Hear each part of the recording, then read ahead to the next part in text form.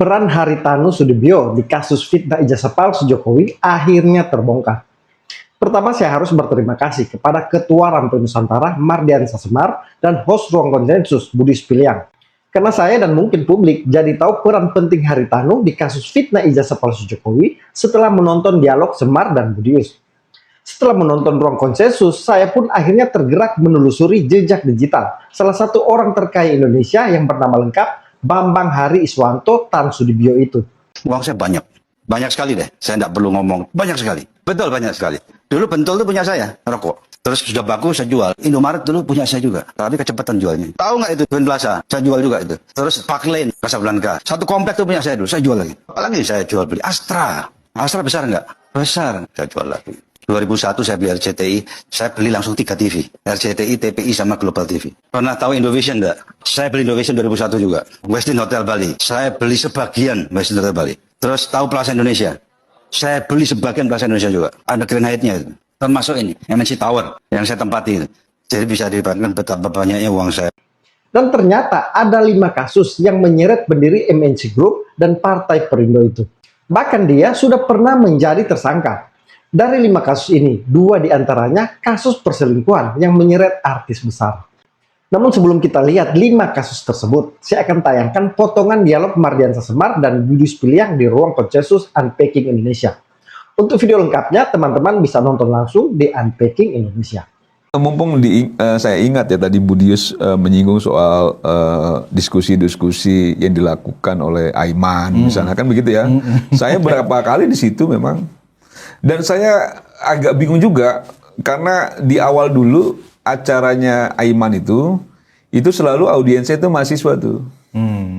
Sekarang audiensnya itu ibu-ibu pendukung Roy Suryo tuh. Nah kalau tidak diizinkan oleh Aiman tidak mungkin masuk. Ya. Yang kedua, selalu saja narasumber dari pihaknya Pak Jokowi itu jauh lebih sedikit dibandingkan narasumber Roy Suryo dan kawan-kawan. Yeah. Nah ini yang saya nggak ngerti ya, apakah memang acara yang dikemas ini itu dijadikan satu arena untuk mendiskreditkan juga Pak Jokowi atau apa? Ya mungkin ya kalau kita runtut lagi ke atas, bosnya Aiman siapa, mungkin bosnya juga sakit hati kemarin kalah dalam kontestasi, ya mungkin juga kan gitu loh. Sehingga dia mempunyai mempunyai beberapa ruang dalam hal media yang akhirnya melampiaskan kekecewaannya, rasa sakit hatinya, mungkin juga irisannya ke sana. Karena menurut saya, jangan juga kau salahkan kawan kau Aiman itu. Jangan ya. Gini. Karena menurut saya ya, ini pasti Aiman menjalankan tugas saja. Gitu loh, bukan bagian dia yang menentukan. Jadi semuanya. kalau soal itu sama aja. Semar ingin bertanya ke orang dalam, mantan orang dalam. Iya, mantan orang dalam. Jadi gini Mar, memang saya paham posisi Aiman. Ya. Sebagai orang yang dulu pernah bersama saya di stasiun TV, bosnya Aiman sekarang, sebut saja Haritanu lah, ya kan. Itu sudah menjadi pengetahuan publik. Memang saya sering mengatakan begitu ke teman-teman, bahwa Aiman itu hanya pion. Iya. Apalagi sekarang posisinya dengan usia semuda itu sudah dipercaya menjadi pemimpin redaksi, ya tentu itu sesuatu yang mungkin cukup prestis ya kan. Dan tidak gratis. Gitu. Nah, kita melihat kemarin latar belakangnya adalah ketika Perindo, partainya owner atau pemilik dari iNews ini, Haritanu Sudibyo, itu kemudian ada di barisan Ganjar Mahfud. Ya kan? Tentu Haritanu juga sudah berdarah-darah dalam mensupport logistiknya pasangan itu. Dan hasilnya alhamdulillah kecewa berat. Kalah lagi. Ya kan? Nah, kemudian tiba-tiba muncul ini. Kita pernah, jangan lupa Mar, Haritanu dan SBY itu pernah dulu ya ada suatu kalau saya bilang konspirasi juga enggak ya. Jadi pernah Antasari bercerita, almarhum ya. Haritanu yang dikirim. Iya. Ya yang memaksa ketua KPK saat itu ya untuk menjalankan perintah SBY. Ya. Ini kan sebuah mata rantai. Kalau kita lihat kejadian kenapa kok rakyat bersuara seperti ini kan begitu ya. Kurang lengkap. Iya dah. Adiknya apa kakaknya diperiksa? adiknya Nyangkut kemudian kasus hukum. terkait dengan kasus korupsi di Kementerian Kesehatan pada saat itu. Nah, jadi kalau bisa kita tarik ke belakang irisannya, kenapa PDIP ikut genderang ini, kenapa Demokrat ikut genderang ini, sebenarnya benang merahnya sangat terang benderang bahwa Aiman selaku host sebagai pion, ya kan, memang gurih untuk memainkan drama-drama ini. Jadi apa yang Bung Semar katakan, ini tidak seimbang, tidak fair. Ya itulah yang mereka ciptakan, dan inilah mungkin kesadaran baru muncul dari teman-teman relawan Jokowi. Oh ya, kita sudah terperangkap dengan mainannya Haritanu. Jadi saya tidak ingin mengatakan bahwa itu mainannya Aiman. Itu adalah mainan Haritanu. Ya, apakah Haritanu menjalankan itu karena instruksi Megawati? Nah, itu yang kita nggak tahu. Spekulatifnya bisa jadi iya kan begitu. Nah, jadi memang dengan catatan-catatan ini, kenapa sih kok rakyat bersuara itu benar-benar, bahkan Mark, ada satu platform baru yang dibangun oleh iNews itu namanya Uncensored. Ya kan, itu dijual loh. Ya kan, jadi Uncensored itu kita harus bayar sekian rupiah sehingga potongan-potongan yang nggak muncul di televisi, misalnya pas break ya kan, arena ribut-ributnya yang lebih seru ada di situ. Ada di situ. Jadi Haritanu menjual konflik ke masyarakat. Apakah itu mendidik? Tidak. Ya. Apakah ini bisa dilaporkan ke KPI, Komisi Penyiaran Indonesia, yang mana televisi itu adalah menggunakan ruang publik, ya kan? Menggunakan frekuensi itu ada pertanggungjawaban, sementara nyata-nyata iNews ya membangun ya, mengajarkan publik untuk terbiasa konflik, untuk membiasakan publik untuk saling tidak percaya, saling mengungkapkan kata-kata yang bukan menjadi kultur Indonesia. Pertanyaannya adalah, dulu waktu Komisi Penyiaran itu masih ada Ade Armando di dalamnya, kritis ketika ada stasiun TV yang tidak menjaga nilai-nilai, langsung disurati. Nah sekarang udah jelas iNews itu sudah banyak melakukan pelanggaran. Komisi Penyiaran Indonesia tutup mata, tutup kuping, tutup mulut. Jadi saya hanya mengomentari sinyalemen yang disampaikan Semar. Kita jangan ikut genderang perang, itu intinya. Iya, sebenarnya kan ya saya nggak terlalu konsen ya soal Komisi Penyiaran ya. Tapi bahwa publik sudah cerdas. Kalau kita lihat di media sosial itu mayoritas orang menghujat Aiman. Dia anggap bahwa itu acara yang mengadu domba dan lain sebagainya. Tapi Aiman tetap tegak lurus untuk jalan karena mungkin bosnya belum nyuruh dia berhenti.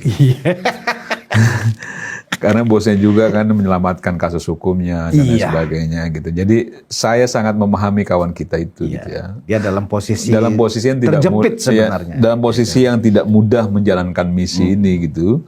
Ya oke saja sih, silakan aja. Dan mungkin juga jangan-jangan memang HT sedang coba menaikkan posisi tawar agar bisa juga kembali diberi pintu ya untuk masuk dalam lingkar kekuasaan. Nggak mudah loh, latar belakang pengusaha gitu ya dan lain sebagainya itu berseberangan dengan kekuasaan nggak mudah, sangat tidak mudah. Apalagi misalnya kita tahu dengan berbagai dinamika ya yang terjadi itu. Peristiwa bisnisnya HT misalnya, rebutan MNC dengan Mbak Tutut, gitu segala macam. Itu kan sekarang Pak Prabowo yang mau mantan istrinya itu kan cendana, mau tidak mau punya anak, dia punya Didit dan lain sebagainya. Pecah pala juga HT kan gitu loh. Udah di satu sisi dia kalah bertarung dalam kontestasi, yang menang pun akhirnya di pihak yang selama ini tersakiti juga. Jangan-jangan ini salah satu sarana dia untuk menaikkan posisi tawar ya. Semoga udahlah, ini berisik kali ini kan gitu ya. Supaya dia nggak berisik, biar dia bareng kita lagi lah. Mungkin juga begitu dalam politik ya. Tapi menurut saya sih nggak apa-apa juga. Semua orang boleh lah bermanuver secara politik. Semua orang boleh diberikan ruang untuk melakukan sesuatu sesuai dengan apa yang menjadi kepentingan politiknya gitu. Boleh-boleh saja. Nah tinggal lagi diri kita. kita jangan terjebak dalam hal-hal yang akhirnya juga merugikan kita secara kelompok maupun secara kepentingan politik kita ke depan. Nah itu yang paling penting kalau menurut saya sih. Jadi kita udah tahu, oh ini karya ya sudah kan gitu loh. Kita tahu tuh batasan mana yang kita masuk, batasan mana yang kita cuekin kan gitu loh. Jangan juga akhirnya kita baper gitu. Seolah-olah bahwa ini pertarungan kita yang sesungguhnya. Bukan. Ini gue sampaikan ya ke semua teman-teman ya. Teman-teman termul-termul kalau bahasanya Budius itu ya. Termul. Ini bukan pertarungan kita yang sesungguhnya. Jangan dihabiskan energi di sini, jangan juga akhirnya semua fokus ke sini. Kalau kita memberikan informasi itu sebagai penyimbang. Ketika kita tampil di media, kita tampil dalam debat-debat, itu bukan kita masuk dalam genderangnya, tapi kita ingin menyampaikan ke publik apa yang disampaikan mereka tidak benar. Apa yang disampaikan mereka itu bagian dari tudingan, fitnah, dan lain sebagainya. Nah, kita yang menyampaikan dengan logik, dengan penuh rasionalitas tuh. Jangan juga akhirnya kita, waduh, mereka kompak begini loh. Nih apa ya? Ketika kita hadir di debat-debat, terus di situ tiba-tiba memang diberi ruang audiensnya para pendukung Roy Suryo. Emang kita nggak bisa? Itu dalam hitungan menit gue bisa penuhin tuh pendukung gue tuh. Dalam hitungan menit tuh. Biar gimana pun gue ketua umum organisasi nih gitu loh. Iya. Yang semua anak-anak selalu bilang gini ya ke saya nih kalau kita nggak perlu hadir tuh, nggak usah, ini kita diskusi, debat. Jangan juga bawa pasukan kan gitu loh. Nggak pernah bawa pasukan buat gue. Iya. Padahal kalau mau penuh itu kali. Bisa kita bikin penuh juga gitu loh. Gitu loh. Kita sendiri aja karena menurut kita dalam proses debat apapun itu kan landasannya kan cara berpikir. Landasan itu kan isi kepala kita tuangkan, pendapat kita tuangkan, bukan soal fisik, bukan soal huru haranya. Jadi nggak penting itu, kalau menurut saya itu nggak penting itu kita fokus ke huru haranya gitu. Sampai sekarang kemarin udah mau ada keributan. Nah itu nggak penting. Jangan juga akhirnya teman-teman itu terjebak soal-soal yang begitu. Ketika itu besok tiba-tiba teman-teman datang banyak rame-rame lagi. Nah itu sama aja, itu juga mendowngrade kecerdasan kita tuh. Mendowngrade intelektualitas yang kita miliki kalau kita mengikuti alur yang kayak gitu loh. Bener nggak? Benar. Misalnya kita, wah kemarin didorong-dorong kita tuh kan, besok kita bawa pasukan lagi, dorong-dorong lagi kan gitu loh. Nah ini menurut saya Itu yang mereka harapkan. itu mereka harapkan gitu loh. Kita terprovokasi. Kalau perlu ada di antara kita yang saking emosinya Gitu loh. misalnya. Main pukul lah, bawa rame lagi. Gitu. Nah ini yang maksud saya, kita tidak usah terlalu fokus dengan manuver yang dilakukan oleh pihak lawan ya, Roy Suryo dan kawan-kawan. Tapi kita fokus pada diri kita sebenarnya.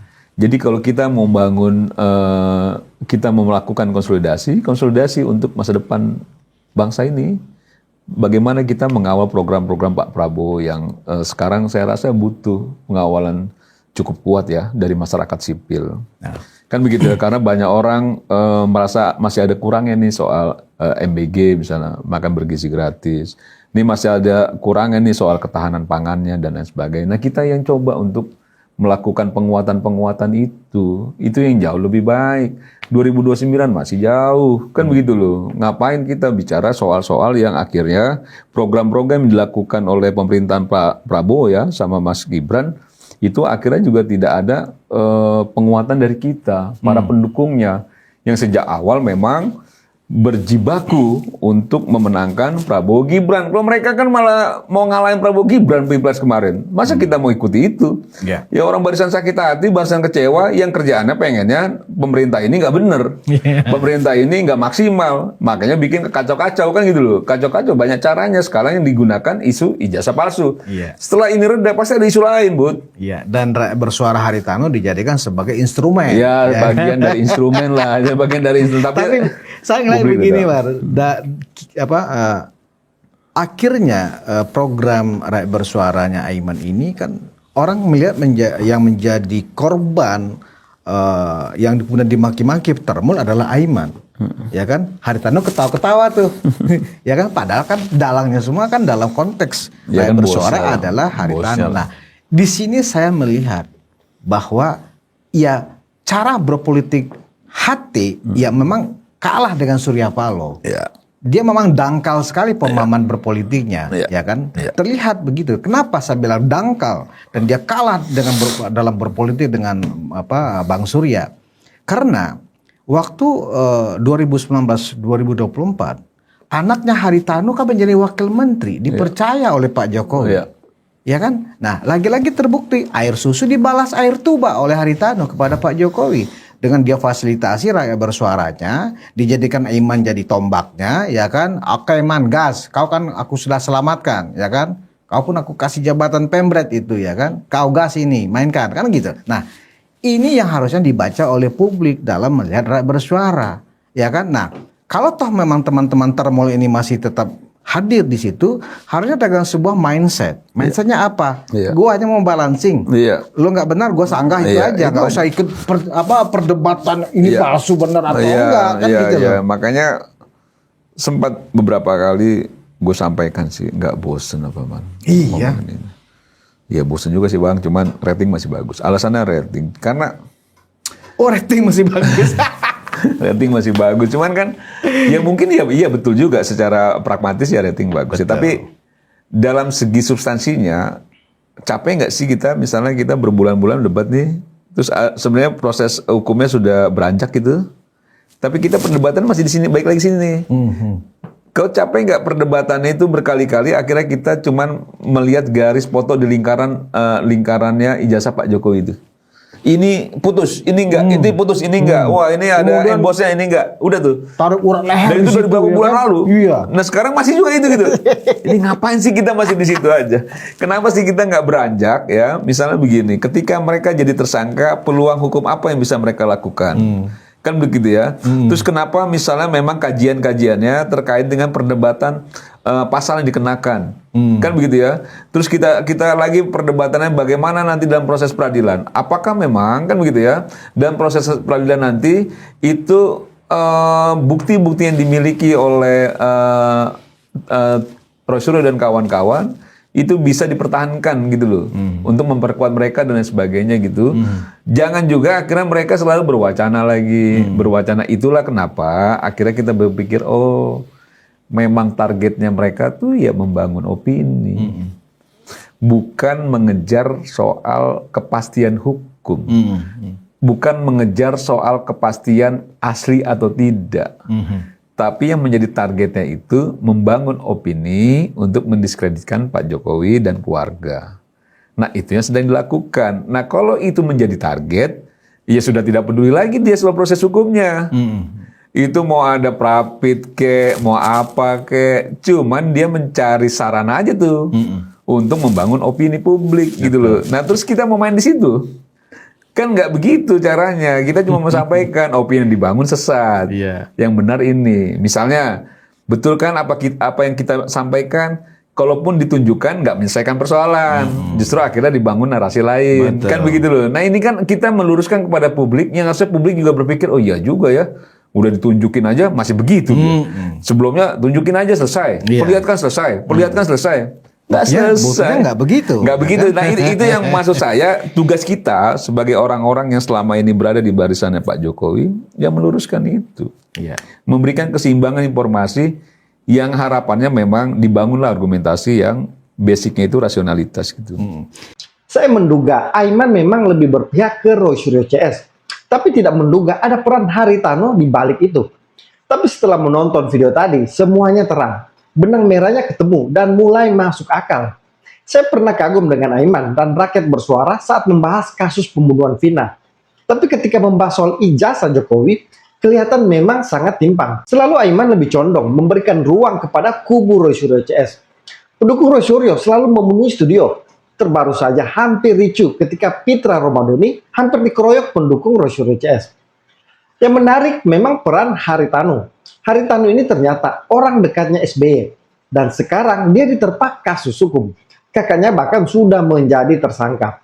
Dia juga bukan pendukung Prabowo Gibran, tapi Ganjar Mahfud di Pilpres 2024. Jadi memang ada indikasi kuat Haritanu punya kepentingan ikut memainkan kasus fitnah ijazah palsu Jokowi ini lewat menggiring opini di rakyat bersuara. Hubungan dengan SBY pun dengan kasus ini menjadi lebih terang. Karena Haritanu punya kedekatan khusus dengan SBY. Nanti kita kupas relasi Haritanu dan SBY di kasus-kasus yang menyeretnya. Pertama, Haritanu menjadi orang suruhan SBY untuk mendekati Antasari Ashar. Di Bareskrim Mabes Polri, Antasari menyebut nama Haritanu Sudibyo yang pernah datang ke rumahnya di kawasan Serpong, Tangerang untuk menyampaikan pesan dari orang Cikias. Saat itu menurut Antasari, Haritanu meminta Antasari tidak menahan Aulia Pohan yang merupakan mertua putra sulung SBY, Agus Harimurti Yudhoyono. Sejak kecil saya diajari kejujuran oleh orang tua saya. Untuk itulah maka saya mohon kepada Bapak Susilo Bambang Yudhoyono jujur. Beliau tahu perkara saya ini. Untuk itu beliau jujur cerita apa yang beliau alami dan apa yang beliau perbuat. Beliau perintahkan siapa untuk merekayasa dan mengkriminalisasi Antasari. Beliau cerita. Saya mohon pada hari ini kepada beliau. Dan apa yang beliau lakukan, beliau perintahkan siapa dan siapa melakukan apa.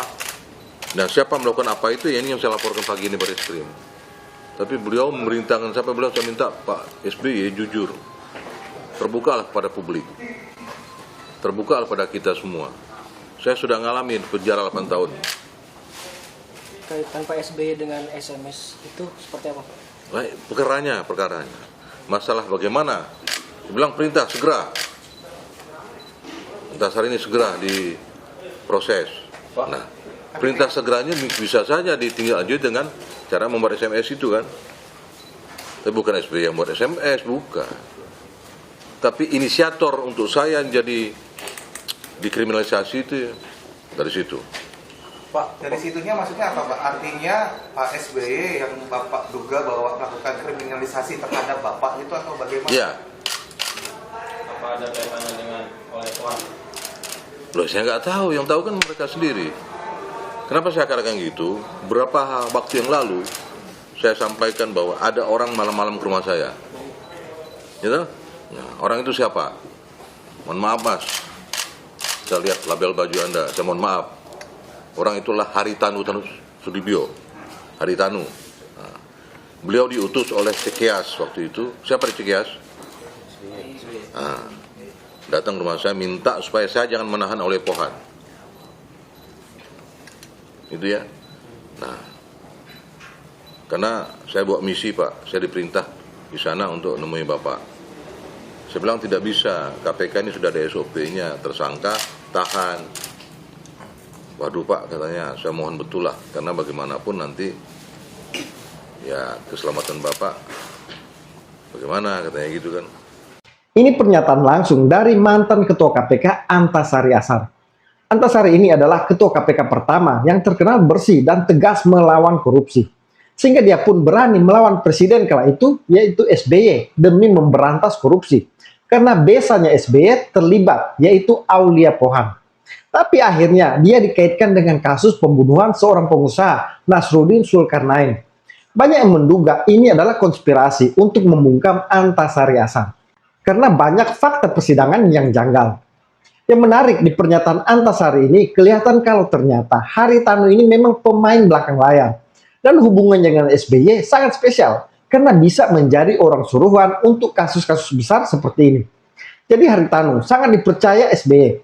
Jadi kalau memang hubungan SBY dan Haritanu sangat dekat, maka menjadi benang merah juga keterlibatan SBY di kasus ijazah palsu Jokowi. SBY dan Haritanu sama-sama menunggangi Rosyuro CS untuk kepentingan politik kekuasaan mereka.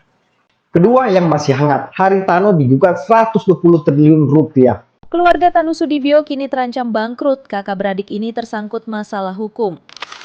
Guys, ada kabar baru nih dari keluarga Tanu Sudibyo. Adik kakak Haritanu Sudibyo dan Bambang Rudianto Tanu Sudibyo kini tengah tersandung masalah hukum. Sang adik, Haritanu pemilik MNC Group ini terancam kehilangan seluruh harta dan asetnya. Ia tengah menghadapi gugatan perdata dari PT CMNP. Gak main-main, nilai gugatannya jika dipenuhi bakal menjadi yang terbesar sepanjang sejarah pengadilan perdata di Indonesia, yakni 120 triliun rupiah. Jumlah harta Haritanu jauh dari angka tuntutan CMNP, hanya 15,6 triliun. Aset MNC Group juga sama, hanya 18,98 triliun. Jumlah itu belum cukup mengganti kerugian yang dituntut si MNP atas kasus sertifikat deposito bodong alias palsu milik Haritanu pada 1999 lalu. Kasus ini sudah bergulir di Pengadilan Negeri Jakarta Pusat. Melihat tuntutannya, Haritanu mungkin sangat khawatir.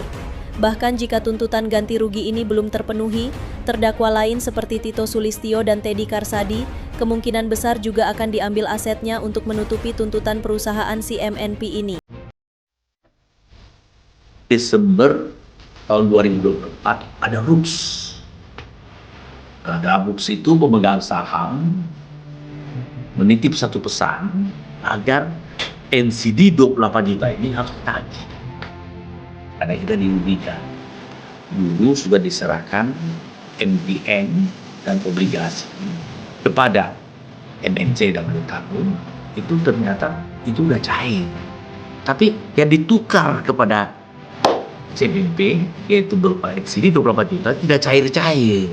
Kalau ternyata CMNP ini merasa ada yang gak beres nih, dia sama-sama. Itu perlu ditagih, bisa dibayar. Tapi secara pribadi Pak Yusuf merasa dirugikan ya, soalnya kan Oh iya, tapi buat saya kan sebagai orang beriman bahwa fitnah apapun yang datang yang tidak benar tentunya menggugurkan dosa kita. Buat saya untung banget. kalau misalnya sampai mereka tidak bisa membayar, apa yang diharapkan sama CMNP? Tidak ada, kita bilang semua yang dimiliki oleh MNC dan mereka ya kita setelah itu kami minta benar, kami langsung untuk mengambil hasil untuk bayar kepada CMNP. Kalau tidak cukup, Kalau tidak cukup, karena kan kayaknya nggak nyampe 120 tek. pokoknya ini sekarang dan di kemudian hari. Kalau tidak cukup saya pahitkan. Itu yang bingung. CMNP tidak pernah mengangkat Haritanu sebagai perantara. Mana suratnya? Pengangkatan dia sebagai perantara. Ingat nih ya, kalau orang nggak salah, kagak ada ajudan, kagak ada pengawal. Yang kawal saya siapa? Ya Allah yang nentuin nasib saya, bukan orang lain. Bismillah aja. Kun fayakun pasti kita amanah. Ingat, mereka selalu mengatakan ini adalah jual beli. Tidak ada jual beli. Kalau jual beli berarti harus ada pembayaran. Pasal 1457 KUH Perdata itu menegaskan kalau jual beli berarti ada barang, ada pembayaran uang. Di sini yang ada barang surat berharga tukar dengan surat berharga. Jadi ini yang diatur pada pasal 1541 KUH Perdata. Menyangkut tukar menukar. Faktanya, kebenaran materialnya, ini semua adalah tukar menukar. Bukan jual beli gitu loh. Arranger, tidak ada arrangernya. Karena CMNP tidak pernah mengangkat arranger. Tidak pernah menunjuk arranger. Ini bisa juga menjadi kepentingan Haritanu untuk ikut bermain di kasus fitnah ijazah palsu Jokowi. Karena dia sedang terjepit, dia terancam bangkrut karena digugat 120 triliun rupiah oleh PT Citra Manggra Nusa Pahala Persada atau CMNP. Ini terkait transaksi NCD tahun 1999 yang dianggap bermasalah. Ketiga, Haritanu menjadi tersangka kasus SMS ancaman. Polri memastikan pengusaha Haritanu Sudibyo sudah berstatus tersangka atas kasus dugaan SMS ancaman kepada Jaksa Yulianto. Penyidik juga sudah mengirimkan surat pemberitahuan dimulainya penyidikan atau SPDP. Dilansir dari laman cnnindonesia.com, Kepala Subdirektorat Penyidik di Jaksa Agung Muda Pidana Khusus, Yulianto mengaku sudah menerima surat pemberitahuan dimulainya penyidikan kasus dugaan SMS gelap itu. Dalam SPDP juga disampaikan bahwa Haritanu Sudibyo telah ditetapkan sebagai tersangka. Polisi telah menetapkan Haritanu sebagai tersangka dalam kasus dugaan SMS bernada ancaman kepada Yulianto pada Januari 2016 lalu. Jaksa Yulianto yang menangani kasus Mobile Aid mengadu ke Barreskrim Polri. Yulianto mengaku mendapat SMS yang disebutkannya bernada ancaman. Haritanu pernah ditetapkan sebagai tersangka dan dijerat Undang-Undang ITE karena diduga mengancam Jaksa Yulianto melalui SMS. Isi SMS-nya mengancam akan memberantas oknum penegak hukum jika ia menjadi pemimpin negeri. Ia mengajukan pra-peradilan namun ditolak. Keempat, diduga berselingkuh dengan Miss Indonesia. Bar 13, ia mengungkap bahwa seorang pemenang ajang Miss Indonesia jadi simpanan bos media. Tweet ini mendapat 1,4 juta tayangan dan ribuan posting ulang dan tanggapan oleh para netizen. Para netizen kemudian mengungkap bahwa bos media ini adalah Haritanu Sudibyo, pemilik MNC dengan pemenang Miss Indonesia 2009, Karenina Suni. Tweet ini diungkap ke publik bertepatan dengan terungkapnya kasus perselingkuhan yang menimpa suami Iris Wulur dengan Lina Priscilla, yakni adik dari Liliana Tanusudibyo, yang membuat warganet geram. Tweet ini diungkap untuk membongkar balik kasus perselingkuhan yang dilakukan oleh Haritanu Sudibyo dengan Karenina Suni yang sudah dilakukan bertahun-tahun. Bahkan salah satu netizen @milovaltin ungkap Haritanu di tahun 2016 beberapa kali datang ke coffee shop tempat ia kerja bersama dengan Karenina Suni, bukan dengan istrinya. Kabar ini memang masih simpang siur karena keluarga bos media ini belum memberikan klarifikasi atas tuduhan yang menimpa Haritanu ini. Ternyata semakin menarik aja nih guys. Awalnya karena Iris Wulur mengungkap kasus perselingkuhan suaminya dengan adik Liliana Tanusudibyo. Sekarang malah merembet ke Haritanu Sudibyo yang dibongkar oleh para netizen. Jadi ada tweet yang mengungkap dugaan perselingkuhan seorang bos media dengan Miss Indonesia. Dan diduga kuat bos media itu adalah Haritanu. Kemudian netizen mulai bongkar bukti-bukti yang menguatkan dugaan itu. Tapi ini masih rumor dan belum mendapatkan tanggapan dari Haritanu dan mantan Miss Indonesia itu. Kelima, diduga Haritanu berselingkuh dengan Maya Estianty. Ahmad Dhani bongkar dugaan perselingkuhan Maya Estianty dengan bos televisi, teleponan lebih dari makan obat. Kisah perceraian Maya Estianty dan Ahmad Dhani masih jadi perbincangan publik, apalagi rumah tangga mereka dirumorkan bubar gara-gara Mulan Jamila yang jadi istri Dhani saat ini. Sebetulnya, Dhani dulu pernah membongkar dugaan perselingkuhan Maya dengan pria lain yang menjadi alasan mereka berpisah. Perceraian Dhani dan Maya bukanlah talak 1, melainkan talak 3 yang diberikan melalui pesan teks atau SMS. Dhani mengirimkan pesan yang berisi, mulai hari ini saya haramkan tubuh saya menyentuh tubuh kamu. Dalam sebuah konferensi pers, Dhani mengungkapkan dugaan perselingkuhan Maya dengan seorang petinggi stasiun televisi swasta. Ia menyatakan bahwa ia telah mendengarkan rekaman percakapan Maya yang membuktikan hubungan gelap tersebut. Sudah lebih dari makan obat 3 kali sehari, Maya telepon setiap hari. Ini terjadi selama 3 bulan, mulai awal September. Sebabnya sama dengan 2 TV swasta mencekal Maya hingga sekarang, ungkapnya, dikutip dari matamata.com Selasa 19 September 2023. Dhani menganggap tindakan Maya sebagai pengkhianatan yang memalukan. Ia merasa bahwa Maya yang memperjuangkan hubungan terlarang tersebut, sedangkan pria yang terlibat lebih berpikir-pikir. Maya untuk stop ngomongin masa lalu, atau stop bergibah soal pernikahan masa lalu, dan stop memfitnah soal banyak hal. Karena kalau enggak, nanti saya akan keluarkan bukti yang lebih parah lagi. Gitu. Bukti di mana Maya tangan pernah berhubungan dengan seorang laki-laki.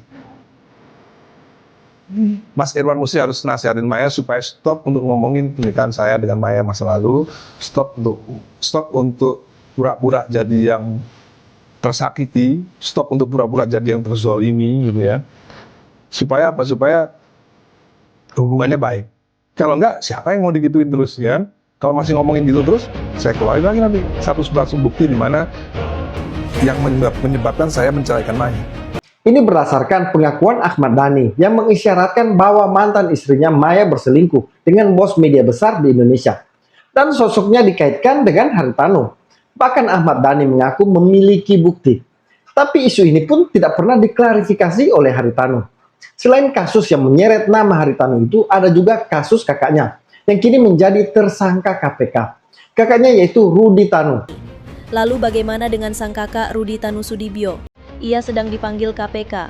Lembaga anti rasuah ini telah menjadwalkan pemanggilan kakak Haritanu pada Kamis 14 Agustus 2025.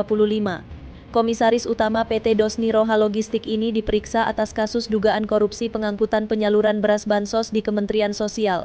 Juru bicara KPK Budi Prasetyo mengaku, kasus ini merupakan pengembangan perkara korupsi bansos yang sudah ditangani sebelumnya. Yang jelas, KPK telah menerbitkan sprindik baru untuk mengusut dugaan korupsi pengangkutan penyaluran bansos ini. Kalau sudah seperti ini, para penegak hukum sepertinya harus bertindak tegas ya guys, agar kasus seperti ini tidak terjadi kembali. Terbaru kakaknya mengajukan gugatan pra-peradilan, tapi ditolak Pengadilan Negeri Jakarta Selatan. Rudi menjadi tersangka korupsi terkait kasus penyaluran bansos beras tahun 2020. Yang menarik, kasus ini berkaitan dengan Menteri PD Perjuangan, Julius Batubara, yang menjadi Menteri Sosial.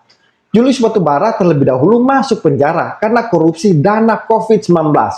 Ini juga menjelaskan kenapa Haritanu itu dekat dengan PD Perjuangan. Menurut saya, kasus kakaknya ini juga bisa menjadi motif kepentingan Haritanu untuk bermainkan bergening dengan ikut mengorkestrasi kasus ijazah Jokowi. Karena sekarang Haritanu sudah tidak punya sandaran kekuasaan politik lagi. SBY tidak lagi jadi presiden. Megawati juga tidak berkuasa. Ganjar Mahfud yang didukungnya hanya dapat 16%. Partai Perindo juga masih sangat kecil. Jadi menjadi masuk akal jika manuver politik Haritanu ini lewat permainan menggiring opini di rakyat bersuara. Jadi penjelasan Mardiansyah Semar dan Budi Spiliang di awal tadi makin masuk akal.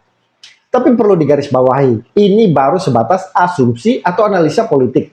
Tetapi sebagai publik tentunya bisa menilai, berasumsi dan mencari benang merahnya. Karena sekali lagi, kelihatan rakyat bersuara lebih condong membela dan memberi ruang untuk kubu Roy Suryo. Bahkan menjadi panggung utama Roy Suryo CS untuk menebar framing jahat mereka. Teman-teman, itulah beberapa informasi yang bisa saya share di video kali ini. Kalau dirasa bermanfaat, jangan lupa komen, like, dan bagikan. Salam kontra narasi.